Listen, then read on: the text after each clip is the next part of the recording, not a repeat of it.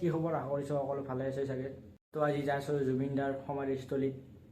তো আপোনালোকে ভিডিঅ'টো লাষ্টলৈকে চাই থাকিব, কি হয় কি নহয়। তো জুবিনদা গুচি যাব আমাৰ মাজৰ পৰা আজি 1 মাহ হৈ গ'ল, কিন্তু জুবিনদা আজিলৈকে ন্যায় পোৱা নাই। তো আপোনালোকে কমেণ্টত লিখক জাষ্টিছ ফৰ জুবিনদা। তো দেৰিয়ে হ'ল, এতিয়া বাজিল আপোনাৰ 11:30 বাজি গ'ল। তো আপোনালোকে ভিডিঅ'টো চাই থাকক কি হয় কি নহয়। তো ব'লা লগ পাম জুবিনদাৰ সমাধিস্থলী। তো ব'লা আমি ভিডিঅ'টো আৰম্ভ কৰোঁ।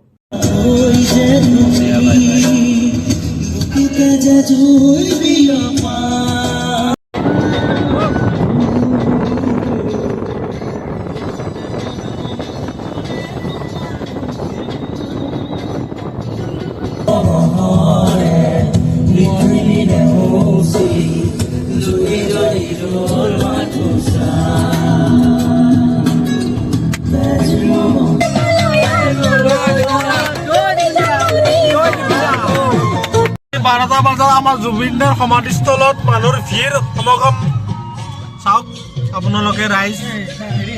জুবিনদা আমাৰ অসমৰ সম্পদ আছিল, তেখেত অসমৰ গৌৰৱ। ৰাতি 12টা বজাত আমাৰ এই জুবিনদাৰ সমাধিস্থলত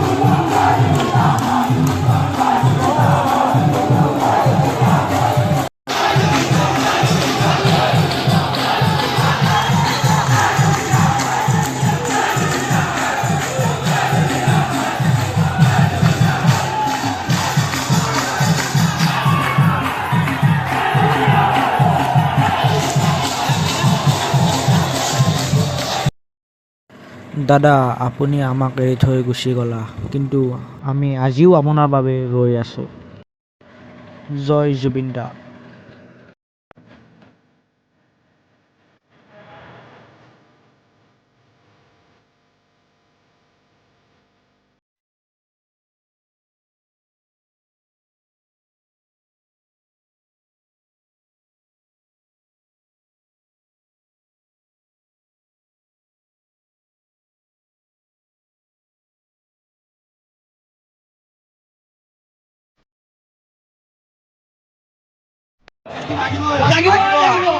আমি অসমীয়া দুৰ্বল নহয়, আমি দুৰ্বল নহয়।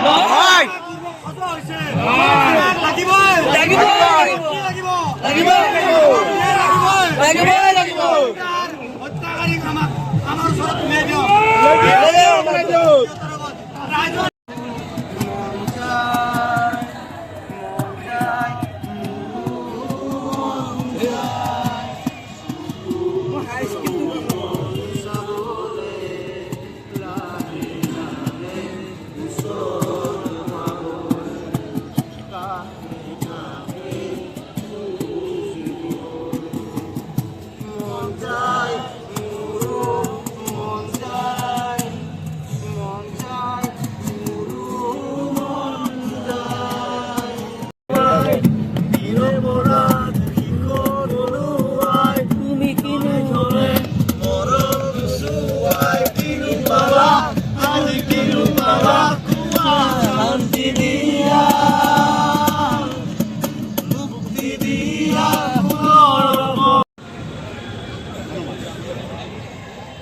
তো গাইজ শুনাবৰ পৰা আহি পালোঁ বহুত দেৰি হৈ গ'ল তো আপোনালোকৰ কমেণ্টত লিখিব জাষ্টিছ ফৰ জুবিন দা এইখিনি নাপাহৰিব প্লিজ।